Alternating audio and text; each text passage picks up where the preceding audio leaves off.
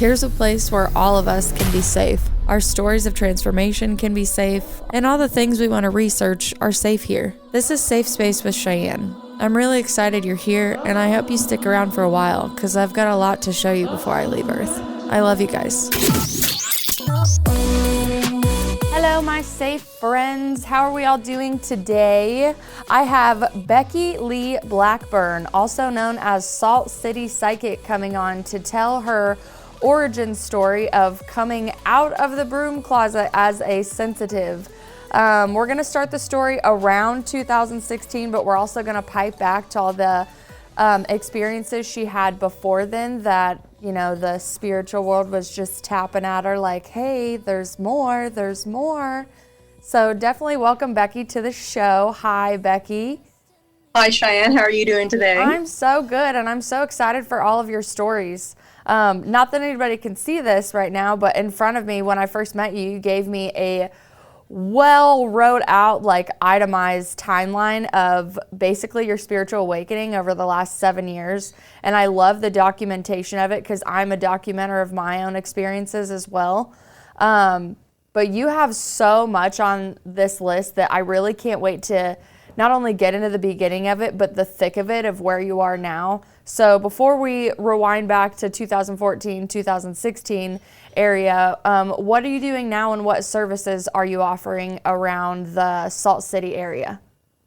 Well, here in Hutchinson, Kansas, I run a little, I have my own little business going. I do Reiki.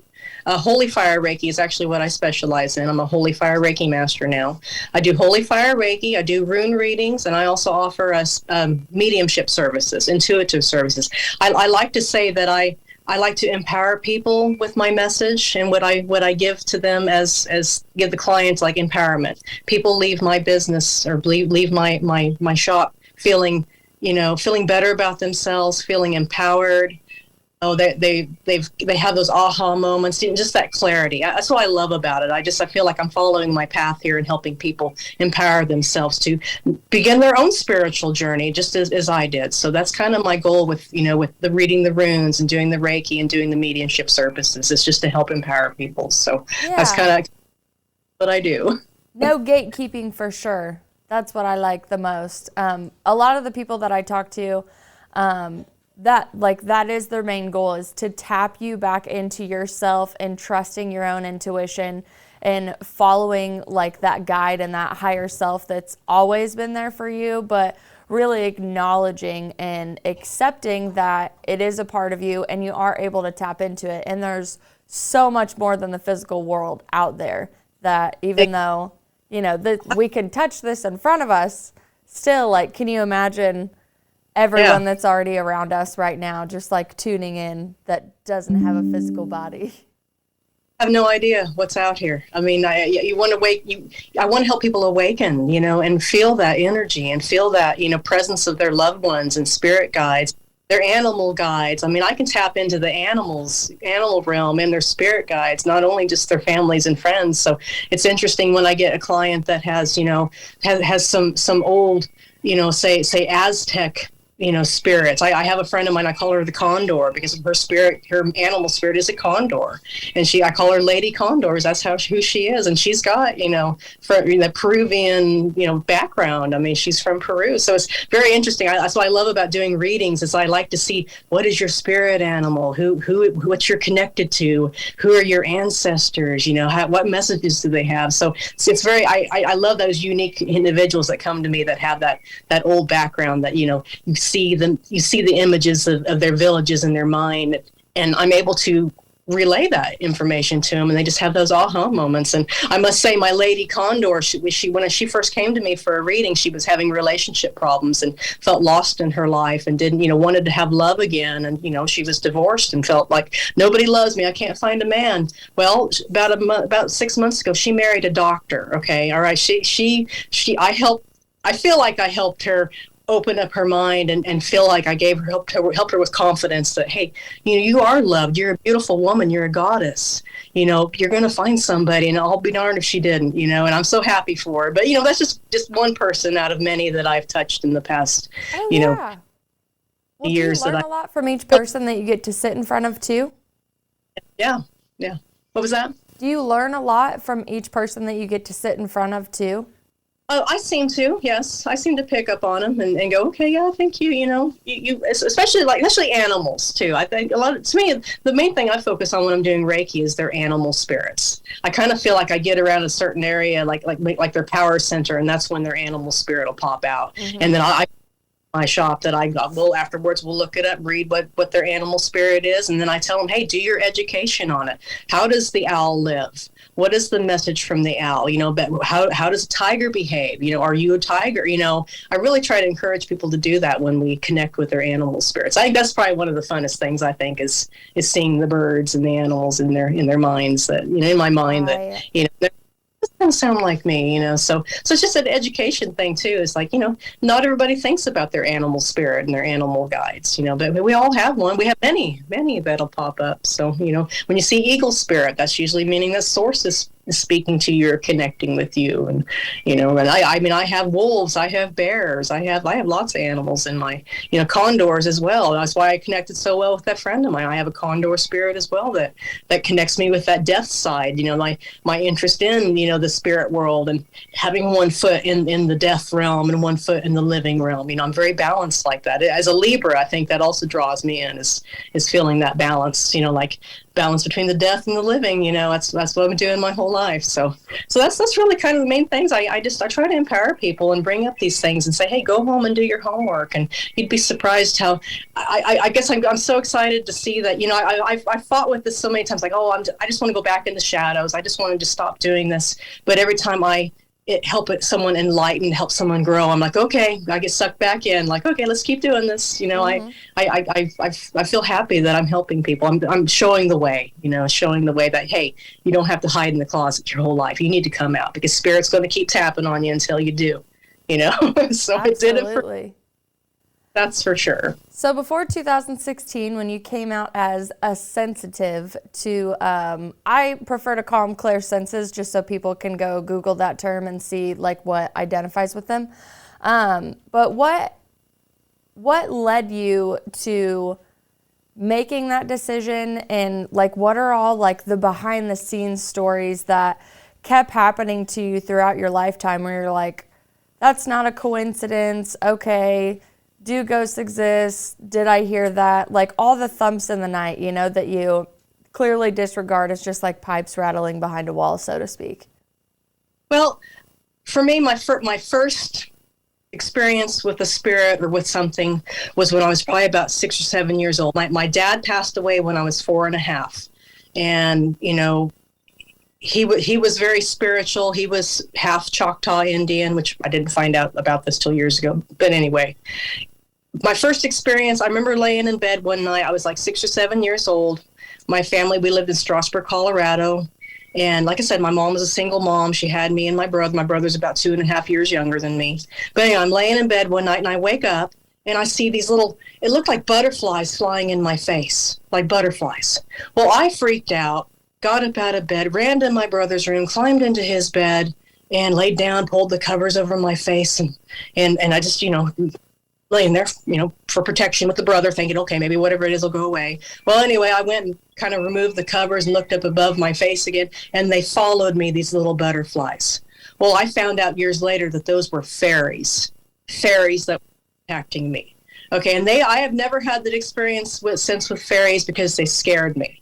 You know, so I don't think they've ever wanted to come back in and be right in my face again like they were. So that is my first real memory of like a paranormal experience. But throughout my life, every house that I've lived in was a haunted house, because, well, we had a house full of clairvoyant people, like very highly psychic people, that they would see our light and they would just bother us. I mean, I lived in a house in Nickerson that I believe a doctor had owned at one point in time. And I feel like, you know, because of the fact there was so much death and life in that house, it was kind of a portal of sorts. So I had a really hard time living there as well, you know, with things bugging me in the middle of the night, feeling presences, feeling, you know, or hearing them moving up the steps and down the steps of the creaky, you know, old house.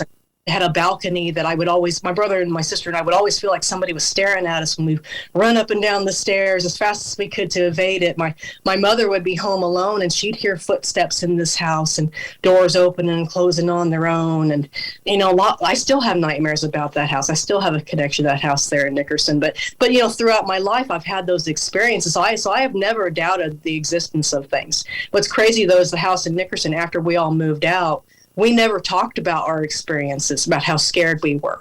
And we finally started talking about it. And that's, I think, started spurring things with me, like, hey, I'm not just crazy. I'm not just seeing things or imagining things. But one of my favorite experiences that I ever had that told me that I can connect with dead people or people who have passed was my husband's grandfather passed away, and a couple years after he'd passed, I started having problems with a sister-in-law. She was causing trouble in my life. And anyway, Clell, I'm going to call him, his name's Clell. Anyway, one night I felt like somebody was lifting the covers off of my feet. And something clicked in my mind that I think that's him. I think that's Clell, because he would come to me in my dreams. He would, leave, just hug me and messages and whatnot. But what he would do while I was having this problems with his sister-in-law was that he would set off the alarm on my microwave. It would beep real funny, like random beeps. And the display would have like words on it. I mean, just like real weird. And then my oven started doing the same thing. It would beep, at me just at random. But I made that connection for somehow that was Clell. And once I would say, okay, Clell, then he would stop beeping the microwave or stop beeping the alarm on the oven. And he finally, after things got settled down with the in-laws, he finally, one night he came to me in a dream, and he was surrounded by a bunch of old ladies who were quilting. And he came up to me and hugged me. And I'll tell you what, you just have those certain dreams that just feel so real. Like you could smell them, I could feel them, I could touch them. He goes and tells me, hey, Becky, I'm going to be traveling the universe, so you may not see me for a while. And I can't say I have seen the man since. And I wish he would come back, because he was a one heck of a guy living, okay, let alone, to be able to contact me. But I feel like, being a sensitive person, you see people that have a shine too. You may not physically see it with your mind, but you may feel it energetically. And I must say, me and him had that connection. He believed in he was in his 80s, but he did believe in a connection with the other side. He told me about a girlfriend that he had that had passed, and he went to her funeral, and he asked for a sign. Hey, honey, are you around? And he saw a butterfly fly right in front of him. So he knew that was her. So I think that was a lot of it. He really helped me out. Thank you, Cloud. He really helped me out with going, hey, I'm not just crazy. I have that connection. But that happened. But in 2014, I had something really terrible happen in my life. And I feel like this is something that happens a lot with people who are sensitive. We have to have something traumatic happen in our life to kind of light a fire under us to get us going. It's like we feel like that phoenix. I mean, it's like that cliche phoenix thing. 2014, my husband had cheated on me. I mean, and it was bad. I died that day. I died that morning. I know I did. It took me a year to recover from that. But after that year of recovery happened, and I have forgiven him. I'm still with him, okay? Guys, it is possible to forgive someone. Okay, he made a mistake, and I wasn't a perfect person either, okay, before that happened, okay? I could see why things happened, okay? I mean, anyway, I don't play the victim anymore. Maybe I did back then, but I don't anymore, because I understand that what he did helped propel me on my journey. Like, I needed to have that death in order to help me rise like that phoenix and grow and learn. But that first year, like I said, I did my year of recovery, my year of finding myself. The second year I had, such a pull to do something. I wanted to become I wanted to go back to school. So I was thinking about majoring in anthropology. I mean, of all, like, really, what am I going to do with that? But, I had such a pull. I wanted to go back to school and do something kind of fun. I was a pharmacy or I am still a pharmacy tech, but, I wanted to do something different with my life. So I felt that need. I needed to learn something. So in 2016, the year I turned 40, January of 2016, I had a falling out with my mother-in-law. Okay, my mother-in-law is very narcissistic, and she had a lot of control over me for 20 years. And I finally stood up to her. Okay, I mean, like I said, I had that death, and I was growing. Like, okay, it's time for me to change my life here. But anyway, in 2016, after I kind of had that falling out with her, I decided, you know what? I'm not going to live the second half of my life the way I lived the first 40 years or the first half of my life. I'm going to follow what I need to do. So in 2016 in May, me and some friends went down to Tulsa, Oklahoma, and we went on like a little ghost hunt tour thing throughout Tulsa, Oklahoma. We didn't get out of the bus and visit the sites that we were talking about that were haunted. But, but it kind of spurred me like, maybe I should find a ghost hunt to go on. Maybe something like that might be what I'd like to do. I'm not going to wait on somebody else to join me. I'm just going to go do it. So in August of 2016, I went on a ghost hunt at Stratica, which is the underground salt museum here in Hutchinson. And I went by myself. I didn't care. I didn't want to, it wasn't even that I didn't even want anybody else to go with me. I just knew that, hey, I'm independent. I'm an independent woman now. I don't need anybody else, I'm going to go, and I'm going to go have a good experience and have a good evening. So that night we went, and I'm going to say the salt mine's very haunted. I mean, I really wish they would do more public ghost hunts. In fact, I'm hoping that maybe me and my group might be able, I'm with a group called Kansas Ghost Hunters, and I'm hoping that me and my group will be able to go down there and maybe do a public ghost hunt. But, I digress, side note there. But anyway, went down there, and I was by myself, and the Wichita Paranormal Society is the one who put on the ghost hunt. And of course, when you're down there and you begin the tour, they give you the hard hats and, and flashlights, and they give you the spiel that, hey, find a partner, don't go off by yourself. And I'm just like, well, I don't have anybody with me. I'm not, whatever, I'm a rule breaker, so I have a hard time following rules. So anyway, we get to this area there in the salt mine that they call the dark area. And the dark area is not part of the normal tour that you go to when you go to the salt mine to go do their, their little train ride and whatnot that they do underneath the, in the salt mine with the museum. So anyway, we go to the dark area, and we're told that, hey, there was a miner that passed away down here. We had a medium come in, say, a few months ago, who had a Ouija board with her, and they were able to make contact with a miner that's passed away. So anyway, story that I guess, his coworker had packed some dynamite wrong in a hole, or it was just an accident. Anyway, when they exploded the dynamite, a piece of shrapnel hit the guy in the head, and he was killed instantly. He didn't suffer, but he died instantly down there. So anyway, they're telling me this story, and they're like, yeah, we feel him down here and whatnot. So we all kind of split off. And like I said, I was by myself, so I didn't have anybody with me. So I just kind of followed my feet into this area and kind of wandered off a little bit. And there's an area where it has some train tracks underneath there where they would have transported the salt. And I think logically as a ghost hunter, okay, I'm not all like everything's a ghost. I'm like, I think logically. I try to debunk. I try to think, okay, hey, there's been a lot of human activity here where these railroad tracks are. A lot of people have passed through this area of how many years, they used the salt mine before they, closed it down and made it a museum. So anyway, I'm standing there, and I have my little Samsung cell phone with me, and I'm like, okay, if there's anybody here, if there's a miner here, if you'd like to have your picture taken, got my phone out, I'm taking pictures. So I just kind of did a little panoramic snap all the way around, and, and whatever, I'm standing there. So next thing I'm standing there, and I'm good. All of a sudden I get cold, and I'm freezing, and I had a long sleeve jacket on, and I had the hard hat. So, I dressed very appropriately so I wouldn't get cold down there, because I get cold really easily, and I didn't want to get cold. So I'm standing there, and the gal from the Wichita Paranormal, she comes over, and she's like, because I was by myself and checking on me. Are you okay over here? Oh yeah, I'm just over here hanging out, and, but I'm feeling really cold, and she's like, and I was getting colder and colder the whole time she was talking to me. And she's like, well, can I put my hands by your butt and thigh area? And I said, yeah, sure, whatever. I don't care.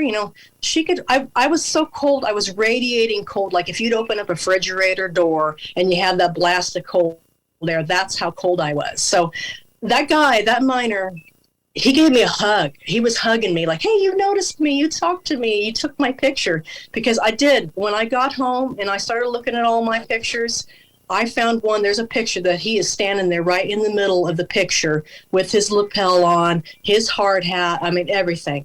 I took a picture of the miner, and I was so thrilled. So I went on from there. After they go into that Stratica, I was like, yeah, I'm hooked, man. Let's test my sensibility. Let's test my senses. Let's see if this is real. I really had started thinking at that point about writing a book about my paranormal experiences, whether or not I do it something that's public or if it's something that I just do for my family. I want to have that record for my future generation. Say, hey, this is where she started. This is where Grandma started with her ghost hunting. But I kept testing my senses out at different locations for probably about for almost 2 years, I believe it was. We're real close to 2 years I did that. But anyway, I've been to the next place I went to was the place up in Lucas. I'm sorry, it's the Garden of Eden in Lucas, Kansas.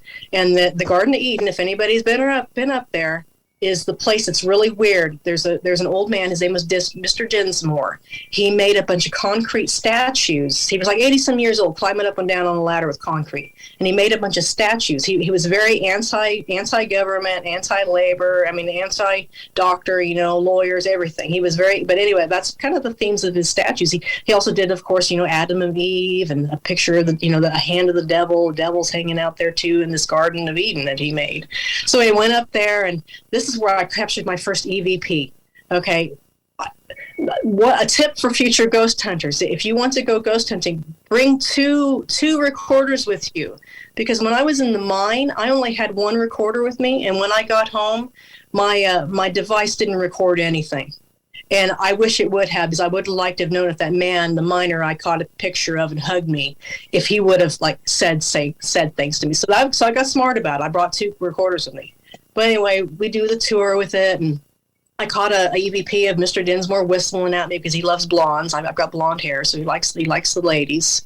But I was out in the wash house that he built for one of his wives, and it's got lots of big picture windows in it, so she could stand there while she was washing and watch her husband work. But she worried about it. He was in his 80s. He's climbing up on ladders, hauling up concrete, making statues. But she would stand. But anyway, I'm standing there, and I had a dowsing fork with me, which a dowsing fork is a little different than dowsing rods. A dowsing fork is just kind of a one handheld device that you can use kind of like dowsing rods for answering yes and no questions. So I had the dowsing fork, I had borrowed from the guy that, had hosted the ghost hunt there at the Garden of Eden. And I'm asking, the Mr. Dinsmore's wife questions, and the dowsing rod's moving back and forth for yes and no and whatnot. Well, anyway, I had my recorder going, and, I'm asking her questions. I'm like, okay, what's going on? Hey, did you love your husband? Blah, blah, blah, anyway, questions. So I get home, and I review my EVP footage, and that's where I found the whistle, Mr. Dinsmore whistling at me when I walked past his strawberry patch that he has. But anyway, the EVP from his wife says, "What do you want to talk about?" She asks me in this beautiful sentence, like Class A EVP, "What do you want to talk about?" I'm like, I was just blown away. Like, okay, this is the second location I went to. I've got evidence there, and I still have it recorded. And I just kept going, kept testing myself. But I will say that as far as my birthplace as a psychic was at the Eldridge Hotel. I had visited the Eldridge Hotel October 2017, and I went on a ghost hunt there. And there was a psychic medium there. Her name is Lena Townsend. So a little shout out for my friend Lena. Okay, she's huge in my. I mean, I wouldn't be where I'm at if it wasn't been for her. Anyway, met her there that night, and and you meet a shiny psychic like her, she is extremely magical. Like, I get the chills talking about Lena right now. Anyway, we're talking to her, me and these other 5 women, and we're all gathered around, and we're just in awe. And, I feel like all thick-tongued, like I can't talk, when I'm around somebody like that. But anyway, she looks at me before she gets ready to leave to go do the gallery reading that we all attended. First time I've ever been to a gallery reading that night in that hotel. Like I said, the Eldridge Hotel there in Lawrence, Kansas. Anyway, she looks right at me, and she points right at me, and she says, "Hey, you need to keep reading." I'm like, yeah, I read books. I read books all the time. I love reading. I didn't know what she meant by reading. I thought she meant reading books. So, I'm like, okay, cool. But I kept that in the back of my mind. And during the gallery reading, of course, my dad and my grandfather came through. My grandfather passed away about 2 to 3 months before I was born. My dad passed, like I said before, when I was about 4.5. So that's the first time I ever had contact with my dad. And this grandfather who had never met me, I was in the womb when he passed. So anyway, I would, and then of course the room 510. Okay, when I stayed at the Eldridge Hotel, the Eldridge Hotel is a very haunted location in Lawrence. It was built, the first time it was built was like in around 1850, 1855. It was kind of a meeting place for everybody that came to Lawrence, to settle in Lawrence as the pioneer days.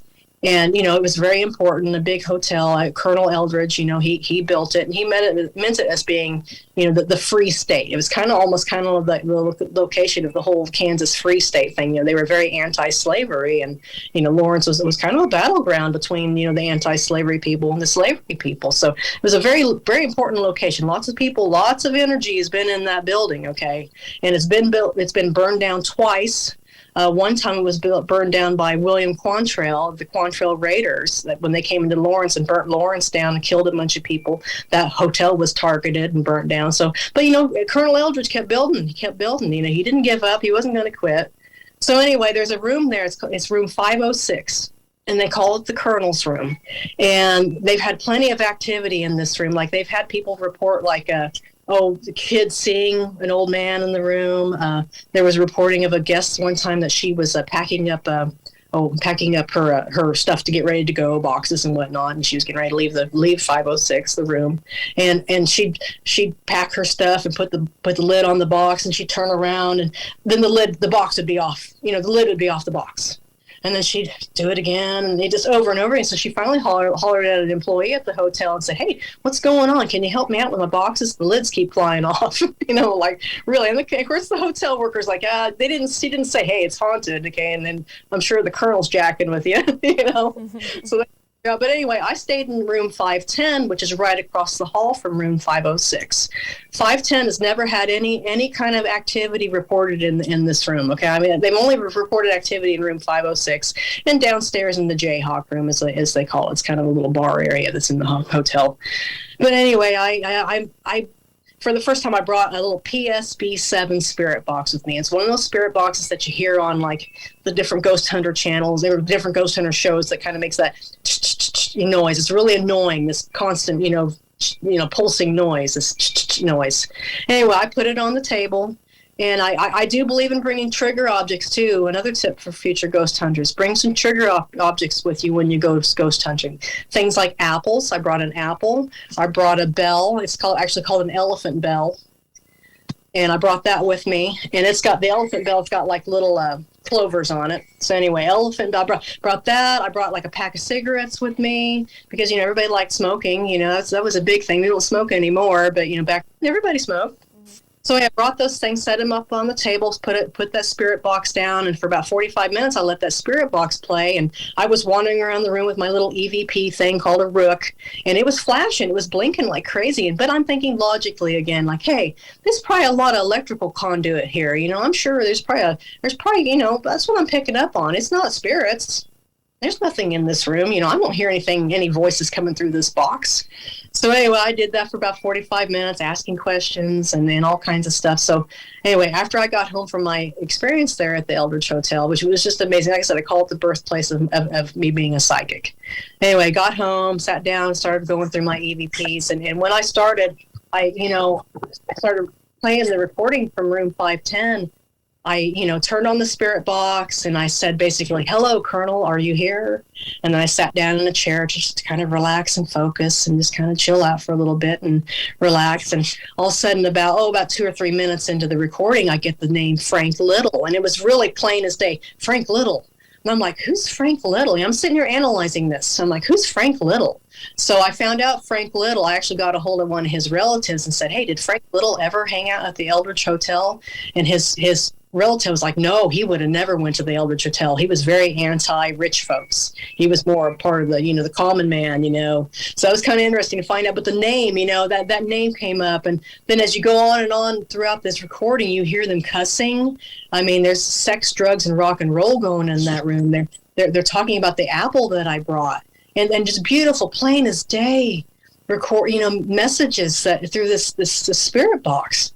And, how many times I watched like Ghost Adventures, and you watch those shows and they'll like maybe have like 1 or 2 little EVPs like "get out" or, "I'm evil" or "you're going to die." You never heard any intelligent, sentences that are being told. So I'm like, what's going on here? I mean, I've never have seen anybody or never have heard these kind of messages coming through on a TV show. It's like, I can't believe they base a whole show off, over "get out," But anyway, I keep going on and on, and they're mentioning my name. They one of them actually says, "We know Sarah. My sister's name is Sarah."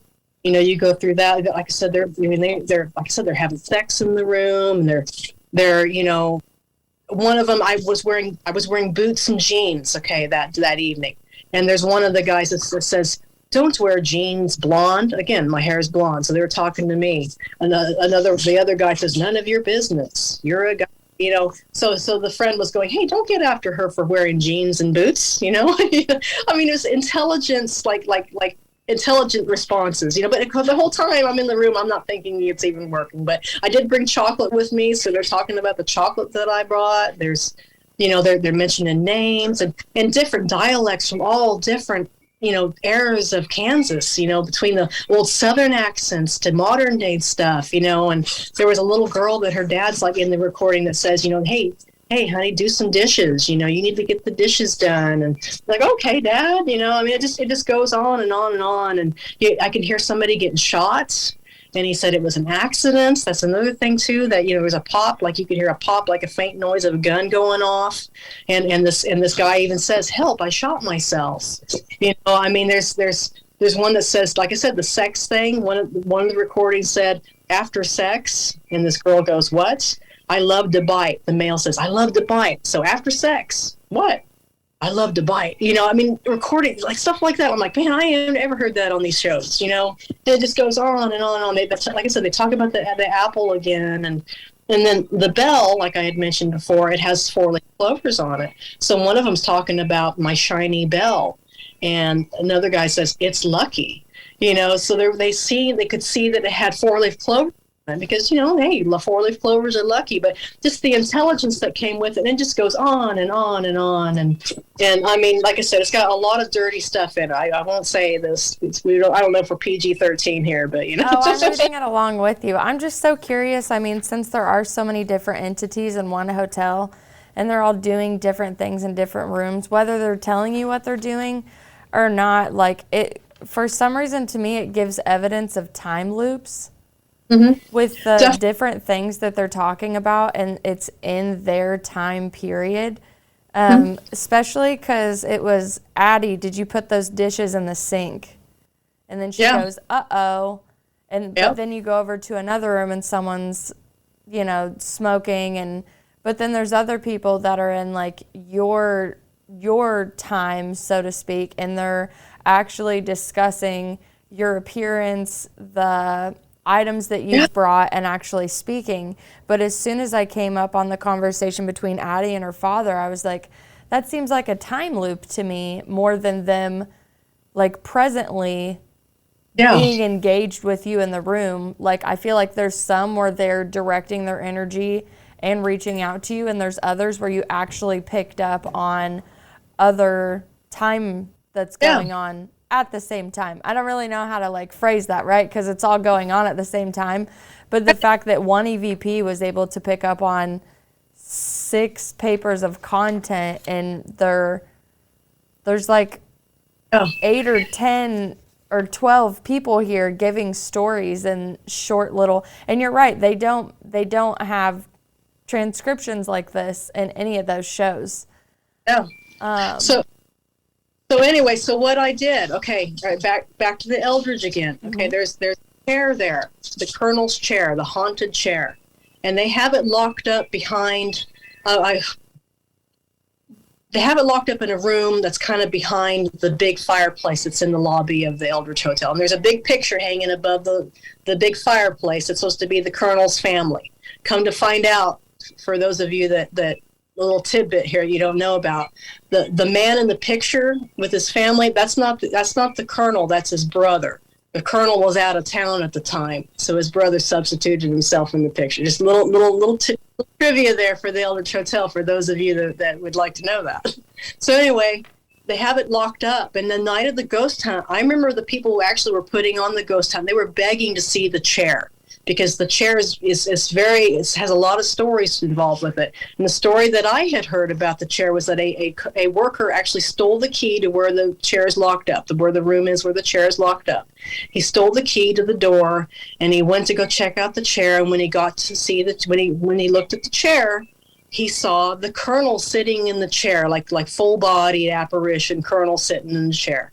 And he was smoking a pipe. He looks over at the kid, and he kind of goes, like he makes a grunting noise to the kid, like, you're not supposed to be in here, okay? What are you doing? Mm-hmm. Kid, he went and told everybody about it. So the chair was like, everybody see the chair. Well, they wouldn't let anybody see the chair that night. You have to sign a waiver to see the chair. You have to have permission and a really good excuse to see this chair, okay? So anyway, I'm like stoked about, how many pages of EVPs that I captured in this room. That wasn't a haunted room. So I took the chance.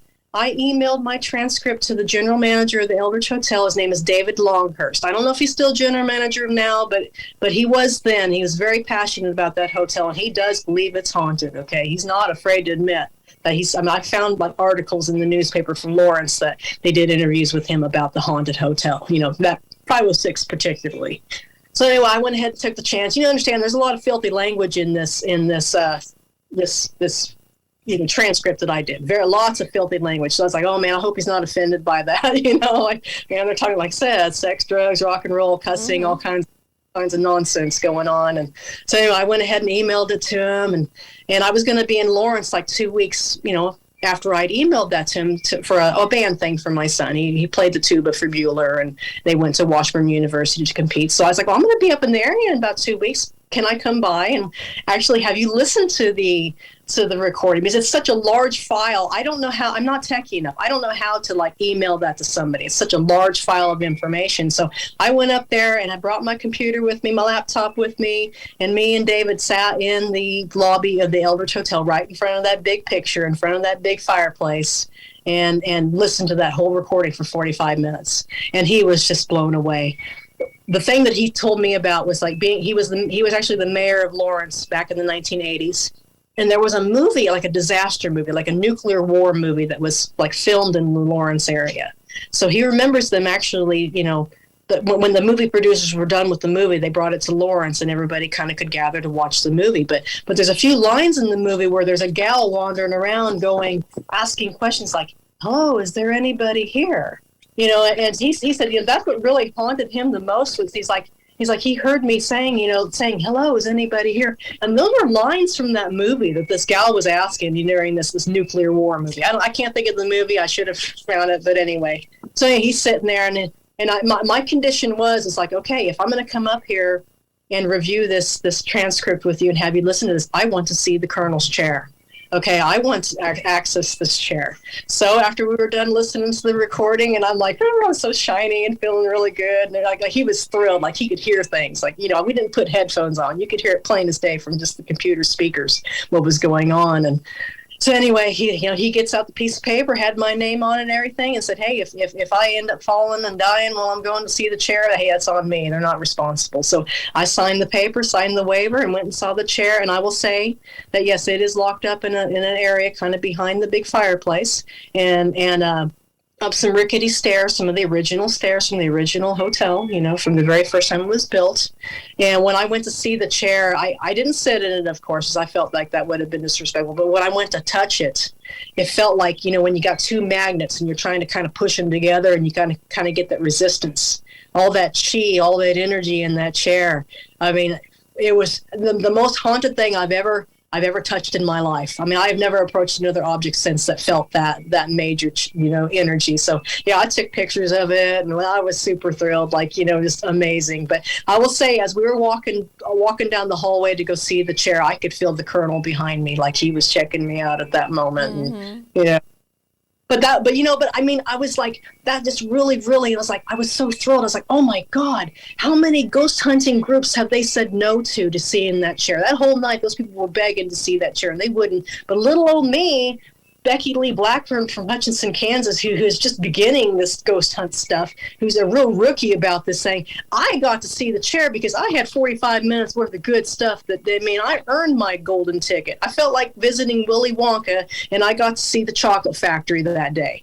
Yeah, oh yeah, it just propelled me. It did. I mean, that's why I said I feel like the Eldridge Hotel was my birthplace as a psychic. Lena said, hey, you need to keep reading. I had the 510, that transcript, going and seeing the chair. So, I mean, that's what really convinced me that, hey, I'm not crazy. I'm not just a sensitive. There's something special about me, So anyway, I followed Lena's advice. And when she said, hey, you need to keep reading, I started thinking about it. And I fortunately was able to find Connie Byers from the New Age Center down in Derby. In 2018, January 2018, I started attending basic psychic development classes. Okay, very first class involved pendulums. That's where I met my friend. I call her Big Shauna. I met her there. So when you see shiny people, we both have seen each other, so we both have a serious connection. But anyway, I did a few, about 3 months worth of introductory psychic development classes, and I felt a little advanced. So I was like, okay, Connie, I mean, what can I do? She said, I offer an advanced psychic development class. And that class dealt with, you'd sit down and you'd actually have people that you would read. You would do psychic readings for these people. So anyway, I showed up in March of 2018 for my very first advanced psychic development class. And I walked through the door, and there's Shauna, and there's two other student mediums that were attending the class that night too. And I mean, I'll tell you what, they just looked at me like, who are you?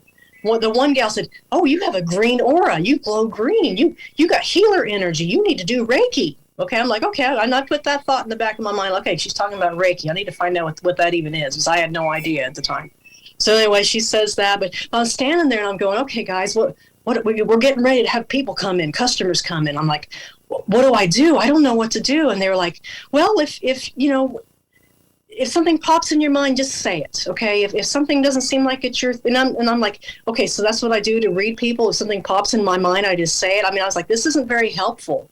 Okay, I still don't know what am I supposed to do. So anyway, I'm sitting down at my table, and I have my first customer comes in, first client comes in, she sits in front of me, and I may have picked up on a couple things and been like, but it felt very general. It didn't seem like, okay, it didn't convince me about anything. But next gal comes in, she sits in front of me, and she's an elderly lady. She had been to the New Age Center a lot, had been to a lot of these, because it's a free event for clients to come in. Me and the girls had to pay a little fee in order to, attend and do class, I guess you could say it. So anyway, the elderly lady comes in, and she sits in front of me, and I started seeing the color red. And that's what I said. I close my eyes when I'm doing readings. So I see like a motion picture. I see words. I see pictures. I see, movie. I mean, it's very, very visual in my mind when I close my eyes. So I'm sitting there, and I'm seeing the color red. I see a red baseball cap. But, the thing was, I'm seeing the color red. And I open up my eyes, and I look at her, and I'm like, oh, is this anything? And she's like, you've been talking about red, haven't you? I said, well, yeah, I've been talking about red for like 5 minutes now. Well, I put my dog down today, and her name was Red. And I'm like, whoa, her name was Red. Okay. I said, okay, well, don't tell me what kind of dog you have. Let me figure this out. So I went on to find out that she had a Yorkshire Terrier, and that apparently it had bad hips. I didn't know she had bad hips, because the vision I'm seeing of the dog, she's running around just fine, happy and healthy, and begging for treats and chasing after cars, doing the things that she did when she was alive and happy and healthy. But the gal had put her dog down that day. Apparently she had bad hips and couldn't hardly walk. And she's like, I hated to do it, but I needed to do it. She was suffering. And she said that the older lady was like, I was really debating on whether or not I was going to come to this class tonight. But something told me, hey, you need to go to the New Age Center tonight and have a reading done. And I gave her that information. And the joy I felt and the joy I picked up off of her, I ain't never felt joy like that before in my life. My whole life, 40-some years of living, I'd never felt joyful like that. But I kid you not, I was seeing sparks flying around me that night like fireworks. Like where my spirit guides and people are saying, hey, dummy, this is what we meant by a reading. This is what you need to be doing. So at that point on, I went and found me a mentor. I work with psychic Cynthia Killian. She's another wonderful medium from Wichita. I love her because she's very tough love with me. I mean, I love her brutal honesty. She's helped guide me. I of course started taking Reiki. I did my first Reiki attunement was with Carla from Carla from Moonstone. I did my Reiki back in 2018, and then I started working with Jennifer Smith or Scritchfield from Psyche and Soul.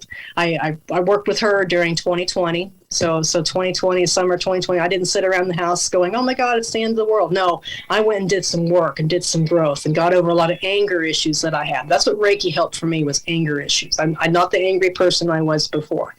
And then after that, then I did my Holy Fire master, Reiki with a gal from Arc City. Her name is Kirsten DeSantos. So I've kind of been attuned like 3 different times with Reiki, but found that, did that, and then I started doing readings. and it was because I was really being encouraged by people to do that. And finally I started doing some, doing readings down at a friend's shop here in Hutchinson. And then back in February last year, I finally got my own place. And I've been very busy and very successful doing my reading, doing regular readings and Reiki, and then as well as the rune readings. But I love runes. I don't read tarot. I do rune readings. Psychic Cynthia is the one that introduced me to the runes because, like I said, she detected I was a little angry during our first mentorship phone call in 2019, January of 2019. And she introduced me to the runes, and she introduced me to the runes for a practical purpose. Okay, I didn't start reading them for divination. Like I said, she detected I was a little angry. Well, me and my husband had been fighting a lot, and we had been fighting a lot for years. Like there's always been this anger, conflict issue between me and him. I mean. So anyway, she's like, I want to introduce you to Thorisage and Alhaj. These are two very protective runes that help get rid of things that you don't need more in your life. She detected something really ugly was attached to my husband that was causing conflict between me and him. And being the energetic being that I am, I was just feeling this thing that was attached to him. I mean, he loved this thing, loved that anger, loved that negativity and that fire and that rage that I was giving it all the time. So for about 3 weeks, I worked with Thorisage, which is Thor's hammer. And anytime, like Cynthia said, anytime you feel that fight coming on, I want you to just kind of chant that rune in your mind. And I did it. I followed her instructions. I was like, if I'm going to pay all this money for mentorship, I'm not sure as heck's going to do what I'm told to do my homework. Okay. I mean, you don't mess around, I'm trying to grow as a psychic here. So anyway, for about 3 weeks, I used Thorisage, and my husband still doesn't know about this. So if you listen to the recording, I guess he'll find out. But anyway, I told lots of people this story. But anyway, I used Thorisage. And about 3 weeks into it, I get home on a Friday night, and I'm laying in bed, and I'm either reading or watching Netflix. I just remember the lights were on, and I was totally conscious, and I heard a loud crash in one of the rooms in my house. And I was like, I'm not going to get up and react to that. I'm not going to go find out what that loud, scary crash was, okay? I'm just going to just let it go. Just let it go. My son, his bedroom was right next to the room, which was my daughter's room at the time, which my daughter wasn't living at home because she went to WSU and hadn't been home for 9 months. So nobody was in the room where the loud crash came from. So he didn't get up and react either. And if you would ask him to this day, hey, would you have gotten up and checked that out? He's like, no, I don't care if you would have given me $1 million. I was not going to find out what that noise was. Okay, it was that scary to him too. So anyway, we both just didn't react. Okay. All right, next day, I kind of forgot about it. I don't know how, but I forgot about it. I go into the room where my daughter used to live, like I said, I was very emotional every time I'd open up that door going, oh my God, she's gone, So anyway, I kept my vacuum cleaner in her closet. And when I opened up that door where that vacuum is, she had a big Bratz airplane, a big plastic doll airplane that she would play with when she was younger. And it was sitting high up on a shelf. She hadn't touched it in years. Nobody had moved it. But something had knocked it off that top shelf, and it was smashed to pieces all over the floor of that closet where I keep that vacuum. It hit the vacuum handle, and it busted. So whatever it was that caused the plane crash, it was force. If somebody would have been standing there, it probably would have knocked you out. It would at least give you a goose egg on your head or, something, terrible. So anyway, I got mad. I'm like, okay, whoever you are, this is the last time you're doing this. So what did I do? I followed what Psychic Cynthia told me to do. You need to draw that rune on a piece of paper. So I did that, and I put it on the door, stuck it on the door of the closet, and I saged the closet and threw Thorisage and Alhaj at it, I didn't know what I was doing. I was just throwing energy at it. And so anyway, then of course I cleaned up the mess, got my vacuum out, and, cleaned my house. But I'll say about two or 3 days later, I get home from work, and I opened up the door, and my house felt different. It felt lighter. It felt brighter. It felt like I could breathe. Even the lights in the house seemed brighter. Everything, whatever it was that I had been battling with my husband, it finally left. And I knew it was because of those runes. I knew it. I knew it was because I used Thor's hammer to get rid of what wasn't needed in my house anymore. And like I said, my husband and I are still together. We are. If I wouldn't have done that, I probably would have been divorced by now and probably would have been out of the house because we were fighting so bad. It was that bad. But then from that point on, I bought my runes off of eBay, and I would just read one rune a day, and kind of connect with that energy and memorize. And I still have all my sticky notes at work because I would draw the rune at home, then I would grab a sticky note at work, put it on my computer screen, and just memorize. And, and work with it. And before I started doing actual, readings as far as, being more complex with, drawing more. But that's how I learned the runes. And I thank Psychic Cynthia for that. Like I said, she helped me save my marriage. Okay. She didn't save my marriage. She helped me by giving me a tool that I could use to save my marriage. And I've helped other people with the Thorisage as well. So I have a major connection with the runes. And I feel like that's a really critical part of my story is the runes, because I use them a lot. I have a real connection with Odin and Freya now, and that they actually help me when I do readings with people. I'll ask them, hey, what's Odin, how do you feel about this situation? Freya, how do you So I do a lot of that too with the runes. So that was a part of my journey too, was finding an outlet for this energy that I have. I have so much excessive energy in me that I need to have some kind of creative outlet to help here. This is what you need to do. So that's kind of what I do with the runes. So that's kind of part of my story as well, is connecting with that. I love the runes. It's one of those empowerment things that I do as well with that. So, but yeah. I have a friend who just got runes. I think his wife bought them for him last Christmas, because he also works with Odin as well. And he's like, every day since he's got them, he reads one every day, and he'll call me and he'll be like, you're never gonna guess what my runes said today. And they're always accurately on point with everything that's going on or something that's like about to happen that day. But he said they're always on point. I do not have them in my collection yet, but I do want them because I've done a lot of research on them, and they're fascinating. So I love the beginner stories that you have connected to it, but also how you've been able to train yourself and use your direct experience as to why you continue to dive deeper in them, and then ultimately give runes readings, which I think are just mystical. And I didn't know any of this stuff. I mean, really, even when I began my journey, I didn't know anything about chakras. Right? I think I even called them a different name. So I mean, I just feel like it's kind of like when I became a pharmacy technician. I didn't know anything about drugs. I couldn't have told you ibuprofen from Tylenol. It's the same thing with this psychic journey. It's just I've had that need to educate myself, to learn something new that was going to benefit me. And I still keep reading. I still keep educating. I just recently signed up for a course through a guy called the Thunder Wizard. He's off of YouTube, to become a 9-world rune reader, like a certification process where I'll become certified as a 9-world rune reader, which is even more complex, reading for a client that can really delve deep into more specifics in their life. So I keep educating myself with this. I just feel like you never stop learning. I mean, so it's just like the Reiki. I mean, I've had 3 different Reiki masters that I've been in contact with, and all 3 of them have been critical pieces in me helping me learn how to do Reiki. And now I love doing Reiki for clients. I mean, I love empowering people, and that's one of the techniques that I can use to help empower somebody and help clear their mind and help them out. I just recently had a Reiki client who had gastric bypass surgery done back in December, and she had a really bad time with her surgery. I mean, things were not good, and she really lost a lot of hope. Like, gosh, I mean, I'm trying to lose weight here, and this ain't even working right. So she came and seen me back in January, and what happened was, we did her session, and she went home, and the next morning she woke up like at 5 o'clock in the morning, she tells me. And then she said, I have never been one to wake up at 5 o'clock in the morning. I mean, I will sleep in to the last minute to get up and go to work. I do not get up early. I can relate. I'm the same kind of person. So anyway, she tells me, but, she got up early, and she's like, well, I had this exercise bike at home.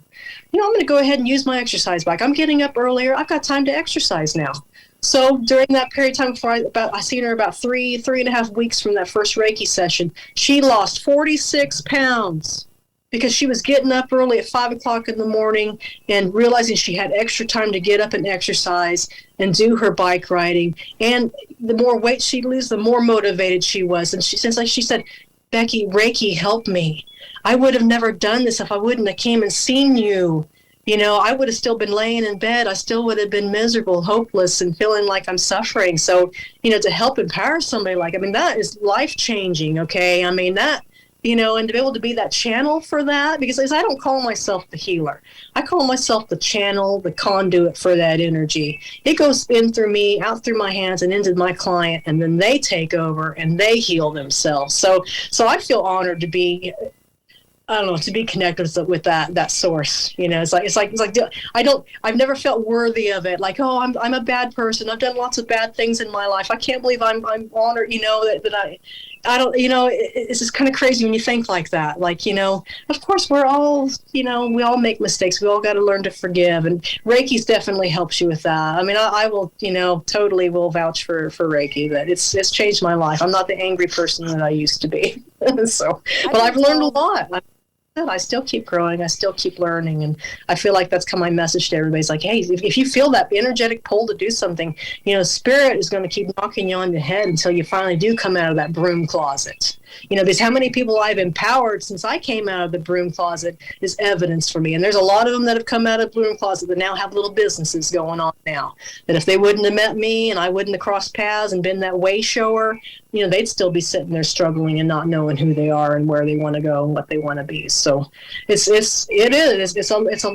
lot to handle. And then, I never felt worthy of that, so.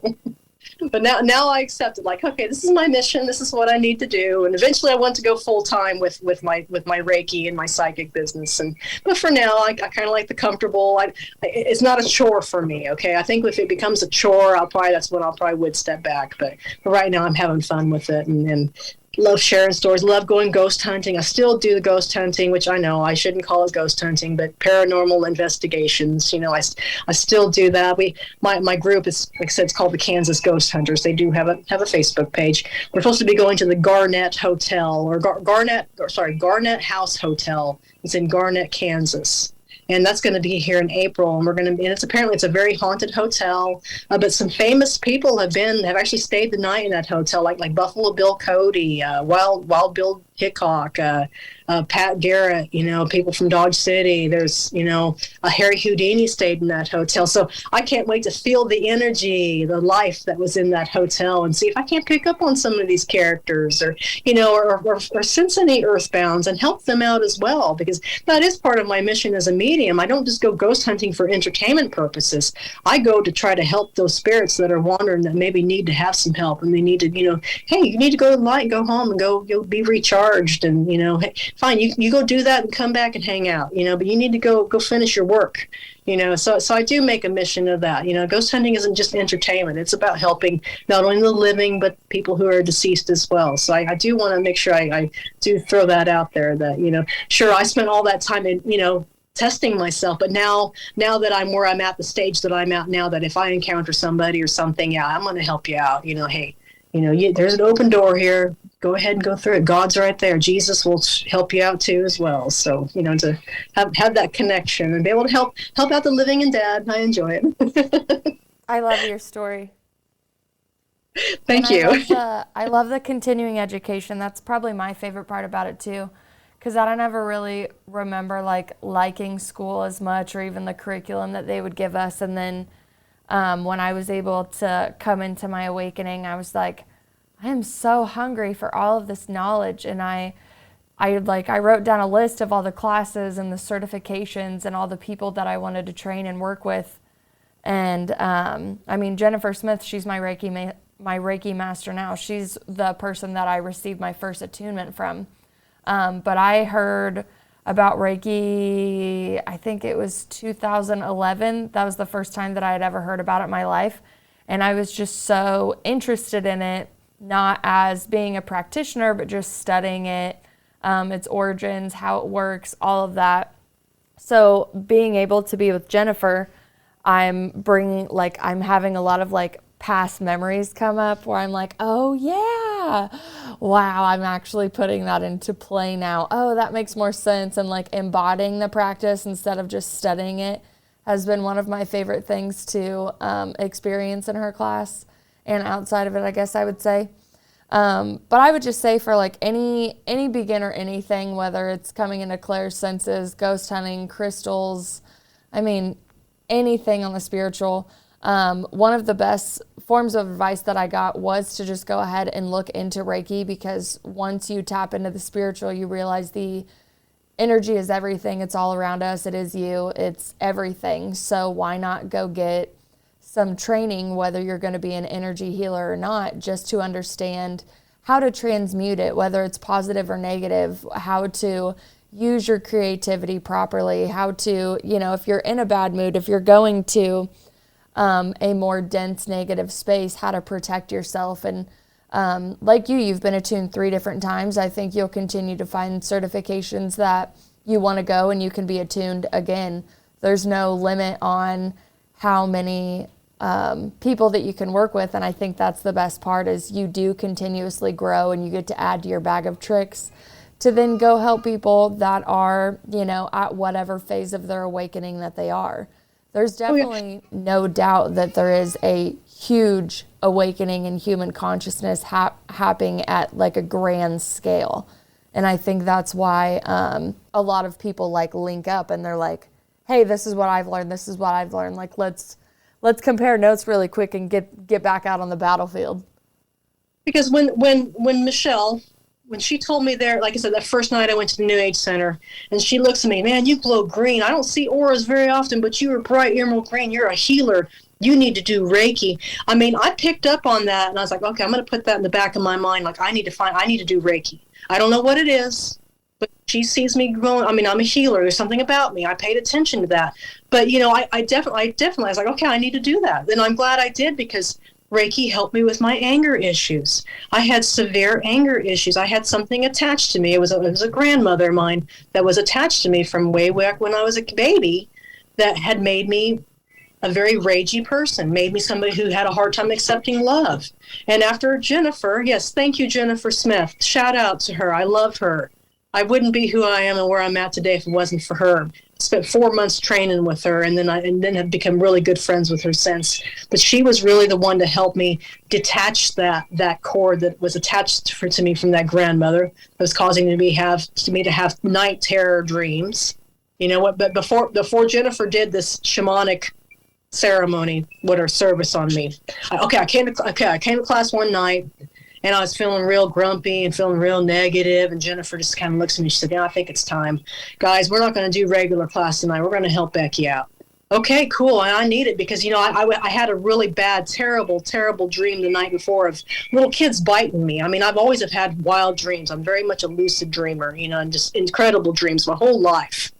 Oh, my whole life. I wouldn't. So somebody says I don't dream. I'm like, man, I feel sorry for you. I mean, what I see in my mind every night is crazy. I mean, it really is.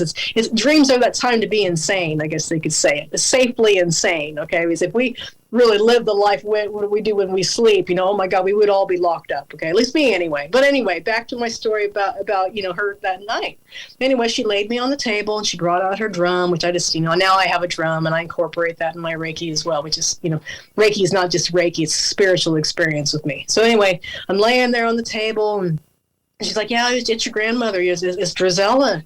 She did something to you when you were a baby. And my mother had told me a couple years ago, before that happened, that she caught my grandmother doing something to me. And my mother told me, Becky, I will never tell you what she did because it was that bad.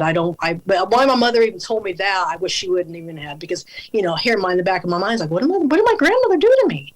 Well, she attached herself to me through some kind of ritual to protect me, to make me not love others, and to me to always kind of push people away. It's like she wanted me to never have love in my life, never accept love. I can dish out love all day long, but accepting it from others, I've always had that difficulty. And I'm sure that's a lot of reason why my marriage has been so rocky, because I have a hard time letting my husband love me. I mean, but now I feel better about it since Jennifer kind of cut that cord. But yeah, that night she did that ceremony on me, unchained her. That's when I found out that my grandmother had been abused when she was like 6 years old.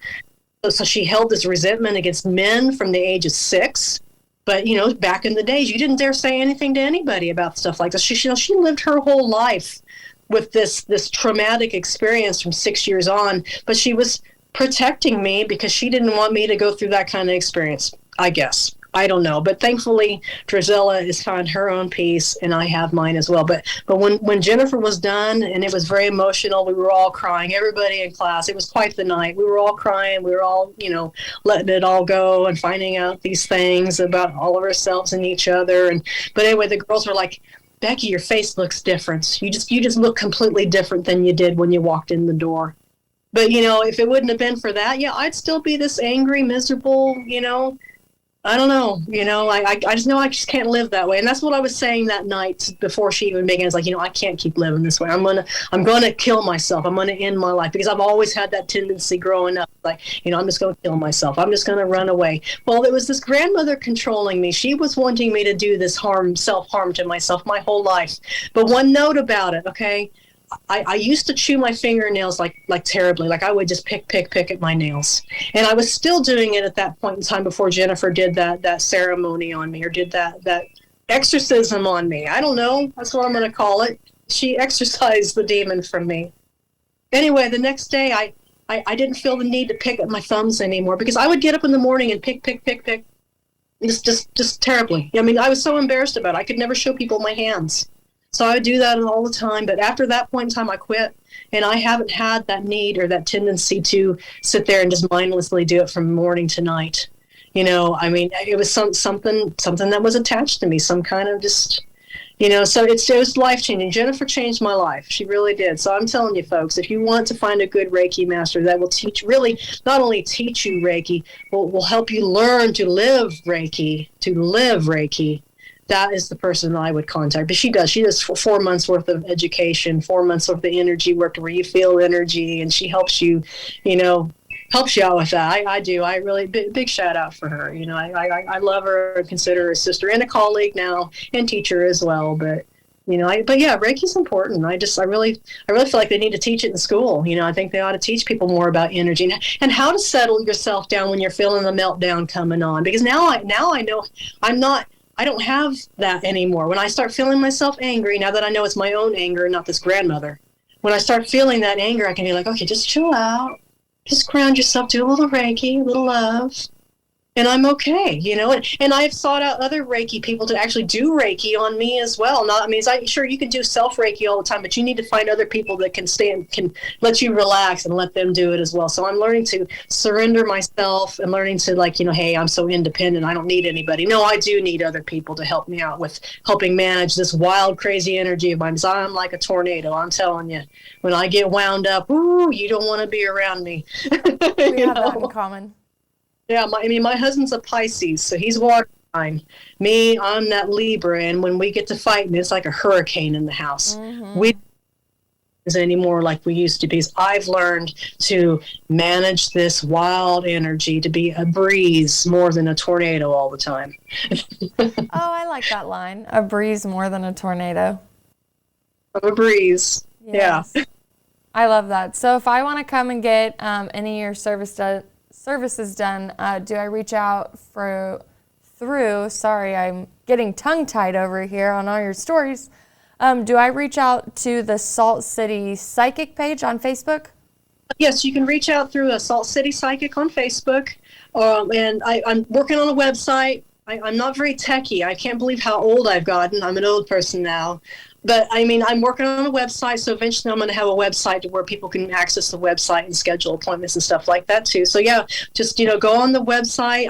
I know there's a button on there somewhere that where you can schedule appointments with me. I usually do like Thursday, Friday, Saturday, and Sundays. That's kind of my days when I do work, because I have learned that don't do it all the time, because I'm going to get burned out on this nonsense. Yeah. I need to have time. So yeah, reach out through Facebook. My phone number is there on Facebook as well. So yeah, so kind of right now Facebook's kind of my main link with the world, and whatnot. And but yeah, I've got some psychic fairs coming on, which I'm so excited about. I've got like 3 psychic fairs scheduled this year. First time I've ever done like something big like that. There's going to be one up in Junction City in April. I think it's like April 15th and 16th up in Junction City that I'll be attending.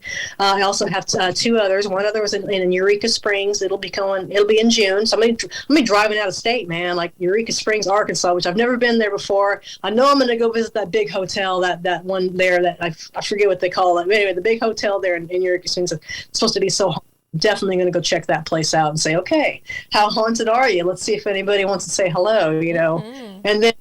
And then there'll be one up in Kansas City that I'll be doing in July. So, yeah, I'm going to be busy doing that. And then I've got my daughter getting married in October, and she's going to be getting married at the Stanley Hotel. Woo! I've never been to Stanley Hotel, but that's a super haunted location.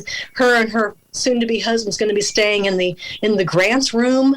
I don't know, I guess he's a ghost hunter or something. I don't really watch those shows anymore, but he's a ghost hunter. And he stayed there one night, had some really amazing activity in this room. They're going to be staying in that room for like 3 or 4 days. So I'm like, I'm bringing my ghost hunting equipment, honey, and we're going to check out your room, Michelle. I love it so much. Honey, I'm bringing my ghost hunting equipment to your wedding.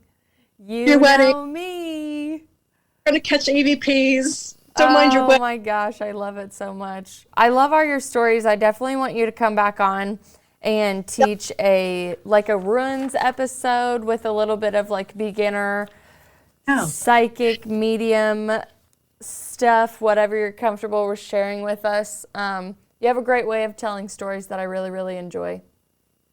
And I haven't even scratched the surface with my ghost hunting stories, because I've got so many. No, you have a list back here. I'm not going to list all of them off, but just so we can keep it going. Midland Railroad Hotel, Reno County Museum, oh my gosh, Fox Theater, Grand Brown Theater, Cedar Creek Cemetery, Stoll Cemetery, Fun Valley. Oh my gosh, there's so many. The Psychiatric Museum, I think, would give me nightmares. The Alexander School in Alexander, Kansas. They don't take ghost hunts anymore at that place, but that was a fascinating place to go to. Let's see, Fort Harker, a place in Loring, up in Kansas City, or not, sorry, Kannapolis. Fort Harker is in Kannapolis. Of course, the salt mine, Cahokia Mounds. Oh my gosh, that's in Illinois. That was a fascinating location. There's a bunch of these mounds that these Mississippian tribes. So say about 1,000 years ago, they built these gigantic mounds, like Aztec mounds, that are local to America. And there's several. They've got mortuary mounds, and they have the burial mounds. And my family, and okay, I will end with one last story because I think this one's fascinating. Okay, one more. All right, one more. Okay, I stayed at a place called the Indian Mound Motel. The Indian Mound Motel is located in East St. Louis, Illinois. So it's like the east part of the Mississippi River, St. Louis, and there's East St. Louis. And the motel was built on the site of an Indian mound, okay? And the Indian mound is called Wilson Mound. All right, and this motel was built back in like the 1950s, and they call it a hot sheets motel. A hot sheets motel means that you could rent like a room for 15 minutes. So you could go rent your room for 15 minutes and do your drugs, have sex with your prostitute, whatever they wanted to do for 15 minutes. They were able to rent these rooms for 15-minute increments. But anyway, what they did is they removed a mound to build this motel on where this mound was located, this Wilson Mound. When they opened up the mound, they found 200 people buried in this mound. They went ahead and built the motel there anyway, where the mound is. Oh my gosh. Story. Okay, my husband, son, and I, we went on a it's called the Hot Rod Power Tour. I'm a big car nerd just as much as I am a ghost hunting nerd. I've got too many hobbies, too much going on. But anyway, I was looking for, when I planned this trip, the Hot Rod Power Tour is like a tour where you go to 7 different cities in 7 days with like a big group of like hot rodders, car people. I've got a GTO I drove for 7 days all over America, anyway, but when I was looking for places to stay, I was like, man, I kind of want to find a place that maybe has a little history to it. So I went to some site called Murder Motels. Okay, Murder Motels on Facebook, not Facebook, but on the internet, Murder Motels. And I found the one that's called Indian Mound Motel. And it's a site that people have been killed outside of the motel because it's, like I said, East St. Louis is pretty rough, okay? It's kind of scary, all right? I mean, there I'm bringing my car and I'm praying that nobody steals it in the middle of the night, which thank God that didn't happen. But anyway, we get to the Indian Mound Motel. And I didn't really say much to my husband and son. My son was about 14 years old at the time when we went on the power tour. Anyway, but we show up to the motel. Really, it was clean. It was nice. I mean, it was, but it's an old motel, and it was ran by some Arabic people. So we get there, and my husband and son, they're just looking at me like, what have you got us into, man? What is this place that we're going to be staying the night at? We don't want to be, I'm like, well, I don't know where we're going to find a place to stay because there's 1,000 other people that are all staying the night in the same area, too, because it was like a group of 1,000 people that were with this power tour thing. Okay? We went ahead and stayed the night. But anyway, we get there. When I park my car, we get all of our stuff brought into the motel room, and we were like hot and sweaty from being at the racetrack that's just kind of just a couple miles away from Indian Mound Motel. And, you know, my son was getting his shower, and my husband went outside to go smoke a cigarette. And I'm unpacking my bag, and I'm looking at all my flair that I picked up throughout the power tour during that day there, you know, there in Missouri. And I'm standing there, and all of a sudden I feel this whoosh come from behind, like something, like someone went through me, okay, like whoosh, like energetic whoosh. And my heart starts racing, and I start getting dizzy, and I'm thinking to myself, oh my God, am I having a heart attack? What's going on here? I'm thinking, oh Christ, where's the local hospital at? I mean, my brain's going like, oh my God, I feel like I'm dying. Well, one of those Indians that was buried in that where that mound was, came to pay me a visit. Like, I don't know if it was a friendly visit, didn't feel very friendly to me. So anyway, I'm standing there, and I didn't say anything to my husband and son. You know, I finally recovered, and Brian came out of the shower, and he was done. And my husband come in, but I will say my mood changed. Like, I became really angry. Like, whoa, I mean, I do not want to be here. I'm angry. Let's go get some food. So for the rest of that night, me and my husband and son all fight each other. We were all bickering, I mean, just angry.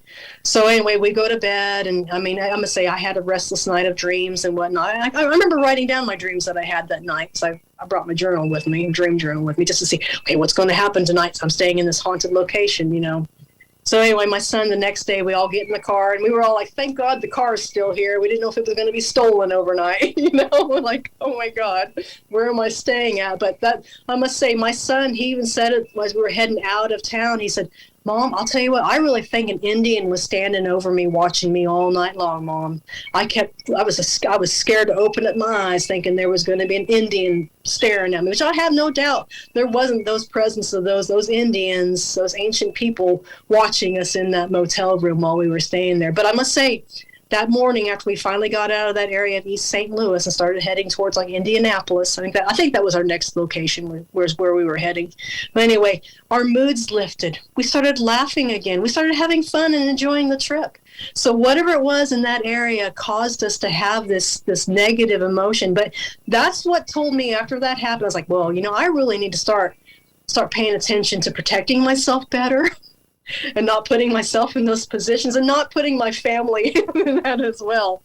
But it was crazy. But I didn't find out about it being a burial mound until after we got back home. And I did all kinds of research on that motel before we stayed the night there, because I was like, okay, what kind of murders took place? What kind of, you know, but it wasn't until I got home when I found out that, oh my God, I can't believe me and my husband and son spent the night on a location where there was 200 people who had been sacrificed and buried and put in a mound. Then that mound was violated to be moved to make a motel.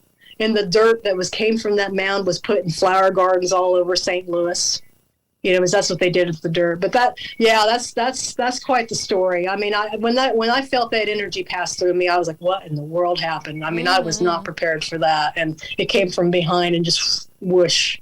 Oh my! And in my heart, I was like, "Oh my God, where's the hospital at?" Right. What? As they say, direct experience is our best teacher. Exactly. Yes. Yeah. Yes. So I don't know. I would love to see the Cahokia Mounds, but I don't know if I'd stay at the Indian Mound Motel again.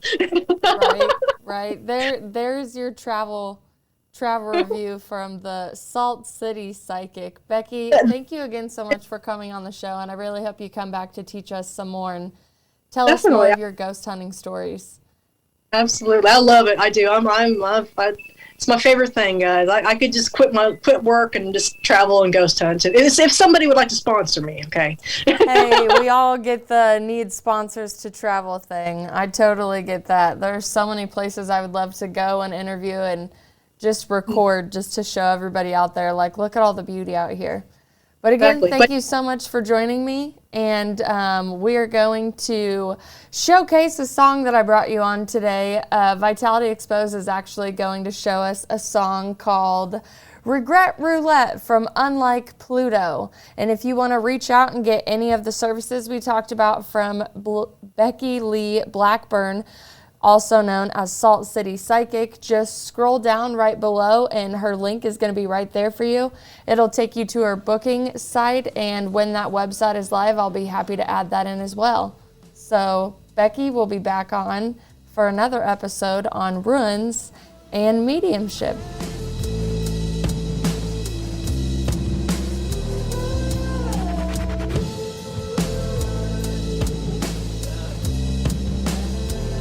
This is the Hoosier Media Network, your home for podcasting.